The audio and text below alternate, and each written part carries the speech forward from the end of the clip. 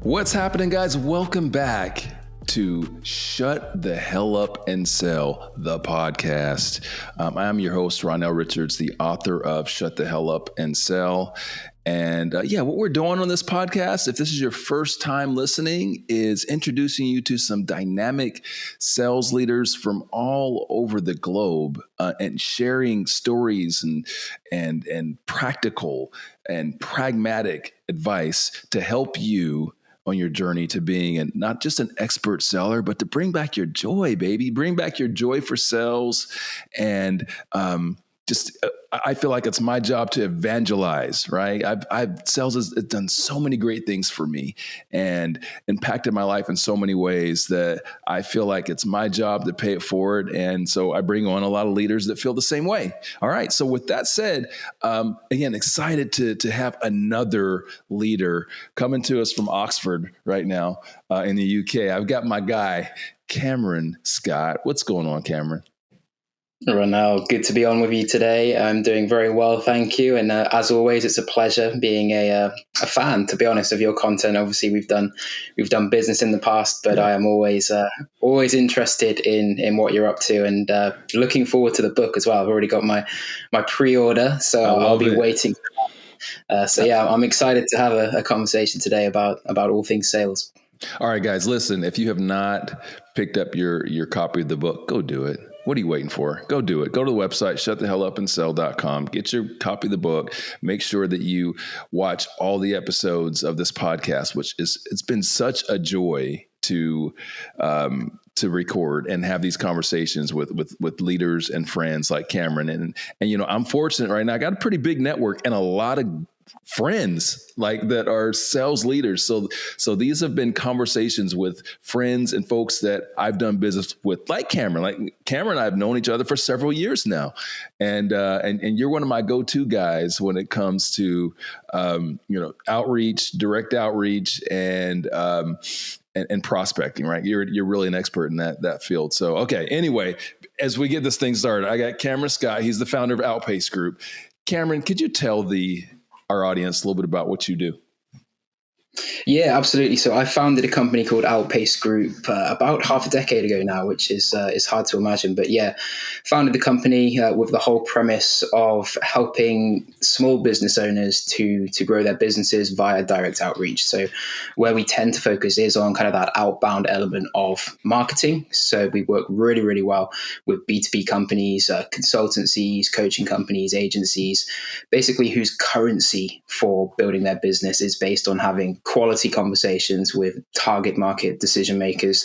And that's kind of where we've based our whole business around offering that service and helping them to build their pipeline and just add that dynamic element on top of what else they're doing. I'm a big believer that there's several ways to grow a business and that we should be focusing on multiple strategies. But one of those key strategies for us is direct outreach. It's landing into the inbox of key decision makers and facilitating quality focused conversations. So that's what we do. We've got a team of 8 at the minute in-house. We've worked with about 450 or so businesses over the years. So we're still learning to this day. We're still improving. We're still growing.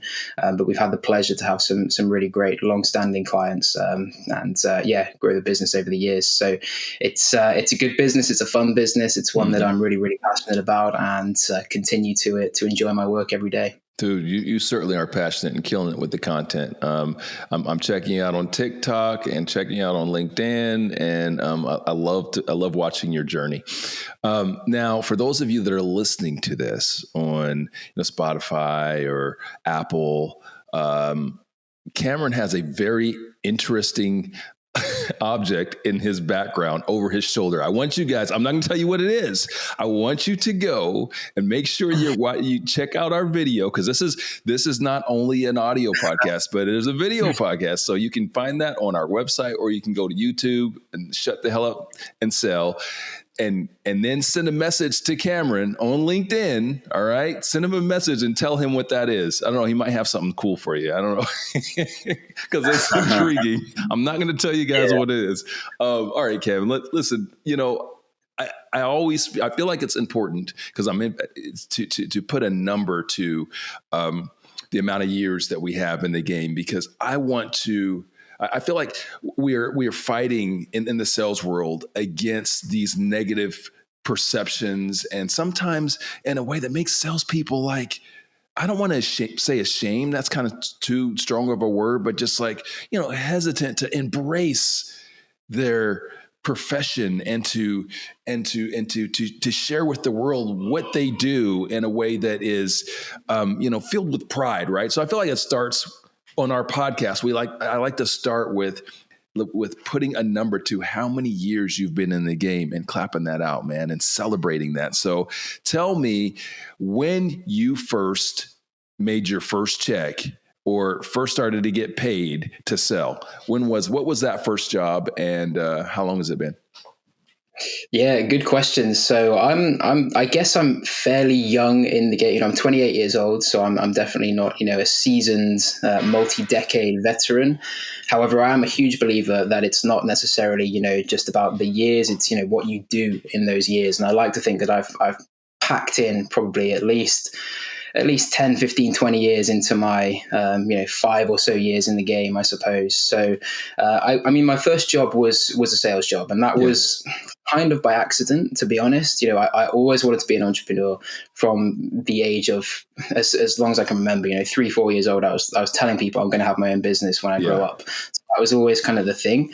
However, little did I know that I needed to develop some skills in order to do that. It's not just a case of you start a business around something you're passionate about and go and launch it and everyone eats it up. I wish it was that way, but we do need to develop skills in order to make that business happen. And that's where I failed multiple times. I was trying to start businesses from the age of a teenager in all different areas, clothing companies, a media agency. I tried to start a health and wellness company, but another one, an e-commerce company. I was trying to start these businesses, and I'd get like a little tiny bit of traction, but it just wasn't enough. It wasn't enough to sustain me. So eventually, I went to university. I did my 3-year course there.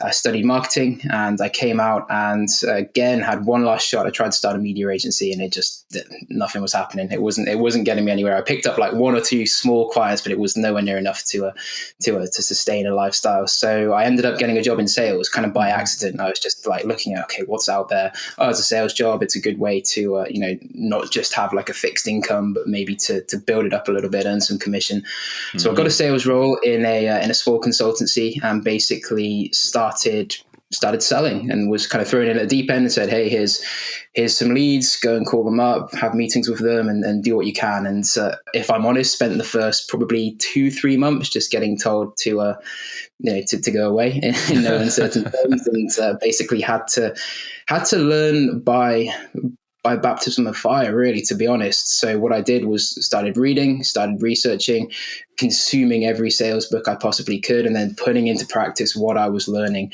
And then I remember actually my very first sale, it was a tiny little sale.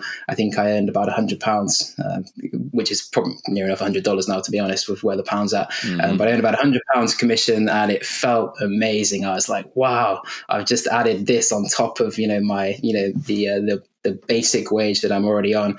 And that was really a big motivation for me to then keep chasing that and keep, because the feeling was great to be able to do that. So I ended up becoming a top performer in that company, and was bringing in over 50% of the sales, I think, for that company at one point, which was a great position to be in terms of kind of the value that I had for that company. But also at the same time, I still had in the back of my mind, like I wanted to go into entrepreneurship.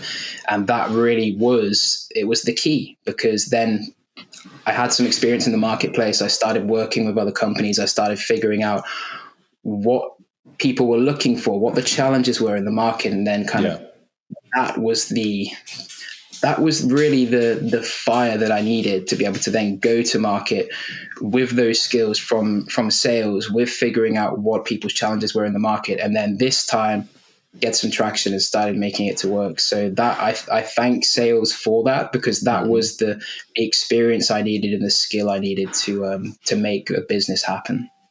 Cam, what I love about what you said is, you talked about your experience and being thrown in the fire, right? And unfortunately, that is the experience of so many people in our profession, right? They're kind of just thrown in and it's sink or swim, which just sucks and just tells me or just gives me that much more motivation to do what it is that we're doing. And it tells me how important it is, this work that we're doing, like this with Shut the Hell Up and Sell and bringing on leaders like you, because, what I've learned over my career is that a lot of the great lessons that we learn in sales come through mentorship, come through coaching, come through folks that have kind of gone down that road and sharing that knowledge and paying it forward, which is what we hope to do with this platform. So, that leads me to my next question. And speaking of paying it forward and coaching and mentoring, we all of us that achieve any level of success in life always have coaches and mentors, but in business and in sales, rather, it is that much more important, right? Having that person that was either took an interest in us and mentored us along, or was just gave us a wise piece of advice that just always stuck in our craw, right? So at this point of the podcast, this is when I want to ask you who your unsung hero is. And what I'm looking for, Cam, is someone that's made an impact in your career, right? Someone that's made an impact and helped you to form your philosophy on sales and business. And that could be someone, it doesn't have to be someone that's made a major impact. That person that, put their arm around you and just told you everything. It could be someone that's just casual, a casual relationship, or someone that just gave you a piece of advice that has, again, stuck with you to this day. So now is your opportunity. Shout out that unsung hero, maybe someone that doesn't get the praise and you believe deserves it. It's a great question, and it's hard to put my finger on one person, because I think that the sad reality is in sales, sometimes you don't have that person. Sometimes that person needs to be yourself, and you need to seek out that wisdom, seek out that knowledge. So to put it into one person, I don't know if I could, because I've consumed so much content, so many books on sales, and thinking back, literally old school books from the 70s, people like Zig Ziglar, if you know that name, Frank Bettger. I do. Even boy, wow, Cam, you are going deep in the archives, my guy. You're a student of the game.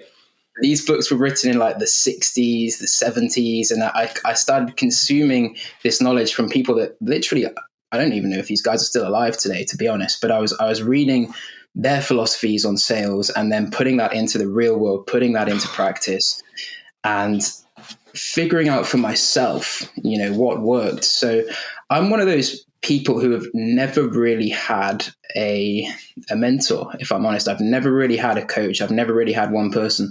I think the nature of entrepreneurs is we generally do find that insight within ourselves by doing. And that's really what it was for me. It was a case of researching, learning, consuming content, and there's so much content I've consumed. There's probably nuggets from yourself, Ronell, that I've consumed from our conversations and from pieces of content, and so many unsung heroes who have even just put out stuff on social media. I've seen it and I thought, wow, that's great. Seen a video on YouTube and thought, wow, let me implement that into my strategy. And what it's done is allowed me to create this playbook for myself of things that nuggets that I've consumed, things that I've picked up, and then put into practice. And some of them didn't work for me, but some of them did. And some of them I just stuck with. And now that's become almost my own philosophy.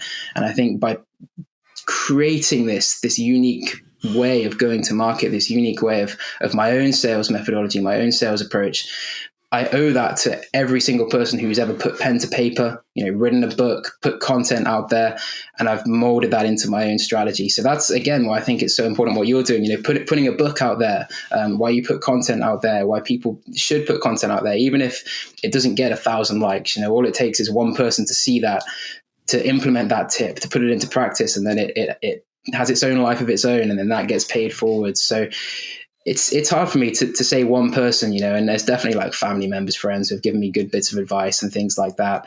But for me, it's been a case of just taking little bits where I can, and then putting that into my own philosophy, I suppose. Wow. First, I love that answer. I love it because it's your truth. And that's what we're about on this. Like it's not about, I ask my guests to kind of follow the philosophy that I have as it relates to sharing and educating, and which is share your truth. Like there is no right or wrong. There's just the truth, right? And so here's what I pulled from that. And I love that I have you, someone that's killing it in the game and that's a leader and that is 28. And there's so many others out there like you, but not like you in age, but maybe struggling more, right? And trying to find their way. And what I heard from you is that you really took it upon yourself to go find the information. Here's the advantage that sellers and people in general have today to previous generations: access to information. Like, when I graduated high school, a lot of my information, we had the internet, but it was different. It wasn't today's internet. A lot of the information, like if you're in your college courses, like you're going to the library, you're looking at encyclopedias, you're doing things like that. Like you got to really research. If you take the time, you can find these great resources. It's super easy to get at them. Now, here's the second part of what you said that I loved. You have looked at and you've read books and things of, from folks that some of them have passed on. Zig Ziglar, for example.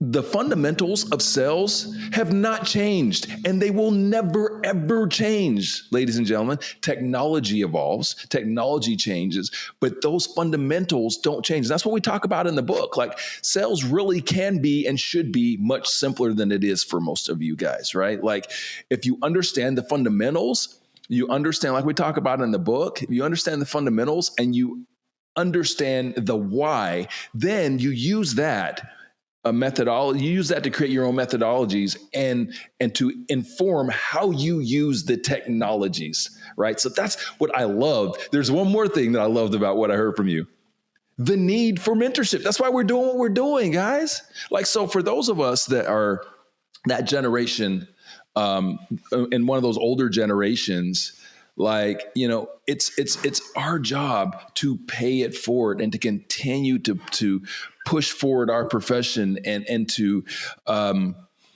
help coach up these generations that are coming up after us. For me, I had that. So yeah, can I say, like you, Cameron, I had that one guy. Can't say I had that one guy, that one person, but I had people that shared and that gave wisdom and that helped to influence my philosophy on sales, and it helped my learning curve, right?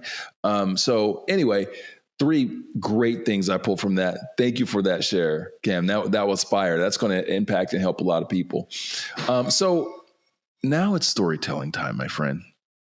So at this point, I want to ask you for a story. If you could share a story with us, a story of whatever, love, failure, success, whatever it is, but whatever this story is, this is something that's impacted you and helped to formulate your philosophy on sales or business, and it helps to drive your actions to this day. So the floor is yours, my friend. Storytelling time.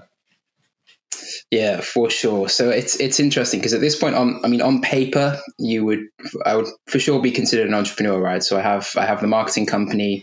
I have 8 people working for that. We're doing close enough to 7 figures a year. I have the property company that I have, which is a whole another company. That's doing very, very well as well. And my job really is more about now guiding those companies and really managing people or leading people. With all of that being said, I still consider myself a salesperson, because that's where I kind of grew up, and that's where I learned everything that I really needed to know to get those businesses off the ground and make them successful. So for me, the story, I suppose, it is about going back to what I learned from my experience in sales and what that forced me to learn in order to become an entrepreneur. And that was, again, going back to the multiple failed businesses that I had. Every year or so, I was trying to start another business, and I just couldn't find that traction. And looking back, I can now see exactly why those businesses didn't work. And the reason was because I was trying to start these businesses. And I was doing it almost selfishly. I was thinking, what business would I love to run? What business would I like to offer people? And for that reason, people were not buying into it. And when I went into sales, I started to figure out, okay, it doesn't matter what I have. It doesn't matter how much I love what I'm selling or what my product is. I need to figure out what people are looking for in this product, what people are looking for in this service, what is their challenge, and how does my product, how does my service relay to solving that specific challenge, making their life better, making their life easier, making them more successful. And that was the mindset switch that I needed eventually to be successful in sales or in business. So going back to that, if I think about now what I learned from sales and what that story for me was going through those 2 years in a sales role, figuring out that people have challenges and people want those challenges solved. They don't necessarily care how those challenges are solved, but if a business can go in and solve those challenges, then they're going to be in a situation where they're prepared to pay whatever it takes to get that challenge solved. So for me, that was the learning, that was the story of going through those businesses and selfishly going to market and not tapping into what the ideal client avatar really wanted, what they really wanted solved within their business. If I go back now and if I was to start those businesses again, and instead of starting them from a place of what would be a cool business to start, thinking, who's my customer? What's their challenge? What do they need solving? How can I tailor my service, tailor my solution to that challenge, to solve that challenge? And then when I came out of my time in sales and launched the business that I'm on today, that was completely born out of, I spotted the challenge in the market. I designed something to solve that specific challenge. And to this day, we're obsessed with solving that challenge. That's all we want to do. We don't care about ourselves. We care about designing our service, our solution to the specifications of what people are looking for in the market. And if that changes, the business has got to change with that.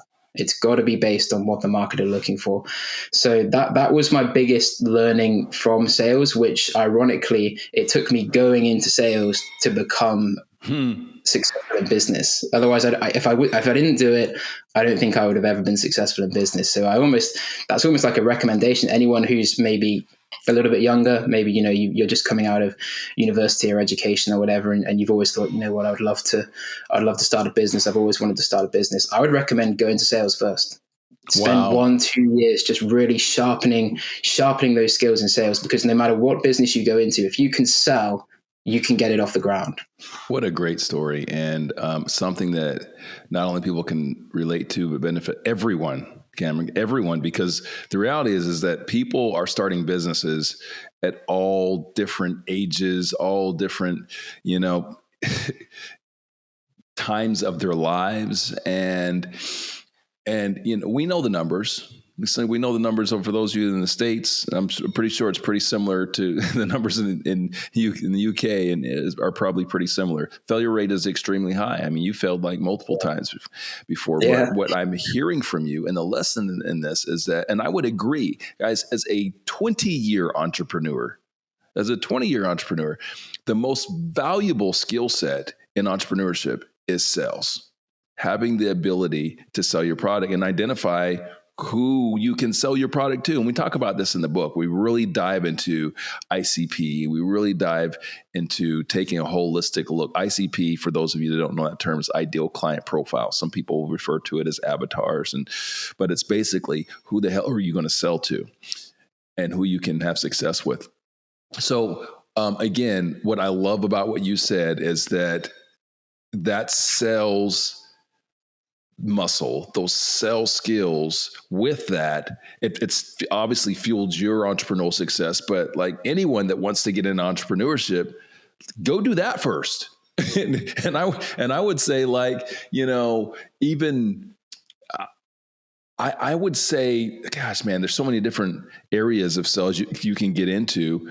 But I mean, even if it's like even in a retail environment, because you're understanding, you're learning how to connect and how to communicate and how to build those relationships. Now, if you get into more of a corporate sales, now you're learning some of these other skills that Cam's talking about. Anyway, fantastic share. Thank you for that. Now we're going to get into the tactical. We're going to get into the strategic, the pragmatic, simple. Because I believe, guys, that Sales, it's not that damn complicated. We overcomplicate it. Let's simplify it. Simplification will bring your joy back. What makes it suck is when we overcomplicate it and we're doing dumb stuff. So that's why we bring on folks that are killing the game, like Cam, to share simple, pragmatic advice you can take from this podcast and apply right this second. Right this second. So Cam, what you got for me? So going back to what I was talking about in terms of figuring out what are people's challenges and how to solve them. I think one misconception in sales is that you have to be able to talk the talk. You have to have as I say, the gift of the gab and be able to come up with these really slick pitches. And, like when you see on Dragon's Den or Shark Tank, when people come in and they have this really cool, slick pitch, and then suddenly the deal's closed. In reality, when you're dealing with humans, when you're doing hand-to-hand combat sales, you're having conversations with people, it's not like that. You need to actually spend a lot more of your time listening. And there's the old saying, you have 2 ears, 1 mouth, use them in that ratio in sales.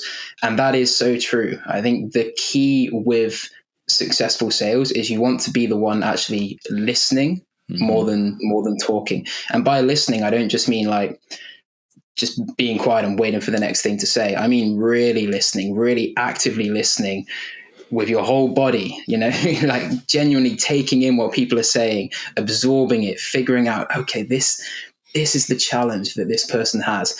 And then that just arms you with the insight and the information to be able to have a meaningful pitch at that point, to be able to go in and say, okay, I know what you're going through. Let me pitch you on this. I got, hear me out for 5 minutes. I've got your solution. And you can do that with so much more confidence, and it's so much more relevant to the person that you're speaking with. So for me, it's really, it is simplifying because you actually have to do less. It's less pressure on you because you just have to kind of sit back, absorb it, take it in, figure out if this person has a challenge that you can solve. And if they don't have a challenge you can solve, have the integrity to say, you know what? I don't think I can solve your challenge. Because you're not a good fit for everybody. Yeah, exactly. And that gives you so much more power and confidence to then, if you do listen, you do absorb in that conversation, and you genuinely believe you can help them, you can go in with so much confidence because you know in your own mind that you have the integrity to say, yep, you're a fit for me. No, you're not a fit for me. So when you can say the yes, people sense that. People know you're being transparent with them. They know that you're acting with integrity because it's really hard to fake that stuff. It's really hard to cut. If you're insincere and if you're trying to sell something to somebody who doesn't really need it, people will feel that out and there'll be something off, and they will likely not go for it anyway. So just by having that ability to be able to confidently and assertively, when you learn from people that they have a challenge, to be able to say, yes, I can solve your challenge, that's really powerful. And the only way to do that is to develop those skills around listening. And that is a skill in itself, to be able to develop that over time. It's passive. So people don't really think of it as like, oh, I need to sharpen my listening skills, but try it. Try it next time you're speaking with. I think so many of us do this. We're in a conversation and we're kind of just like listening along, waiting for the next thing to say. Next time, just put that out of your mind. Don't think, even if you're having a conversation with your spouse or a family member, your son, your daughter, your mom, your dad, just listen, 100% listen and absorb what they're saying. And that's giving you the ability to practice that skill every single day in your life. And I promise that will transcend into your sales conversations, because people want to be heard. They want to be able to say their piece, to talk about their challenges and feel like they're really being listened to and heard. And it's quite rare. So if you can provide that to them, it's going to build a whole lot of trust. Fantastic. Great advice, guys. So, as Cam said, really about listening and active listening. And yeah, for some of you, might be, oh yeah, that's right, it's no brainer. But here's the reality: like, you're not doing it. A lot of we think we're doing, and here's why we're not doing it. It's hard. It's hard. The favorite sound are just how can I put this? People love hearing their own voice more than anything else in the whole world. Even you folks out there that are the most humble, we still like hearing our own voice, especially in sales.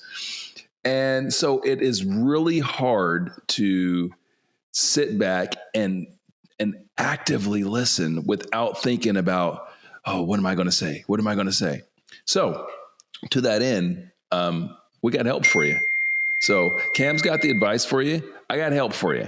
Go to the book, because we deep dive into how to actually do it, right? Because it's hard. It's something that I struggled with. A lot of us struggled with. I struggled with early in my career because I'm fighting the advice monster, right? Damn right, where we're sitting and we're doing discovery, and the minute that they say something that we like, we want to, oh, I can fix that. I can. So we talk about that in the book and give you some specific direction on how to fight that and how to do discovery the way that discovery and conversations the way that Cam is advising. Fantastic advice, my friend. I know there's a reason why we vibe so much. Is you get this stuff. All right.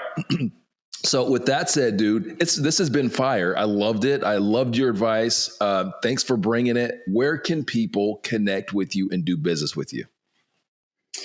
LinkedIn is the big one. So just type my name in on LinkedIn and you'll find me there. Outpacegroup.com as well, if you want to check out what we're up to in terms of our services. Those are the two main ones. If you want to drop me an email, Cameron@outpacegroup.com. Always happy to have a chat, have a conversation.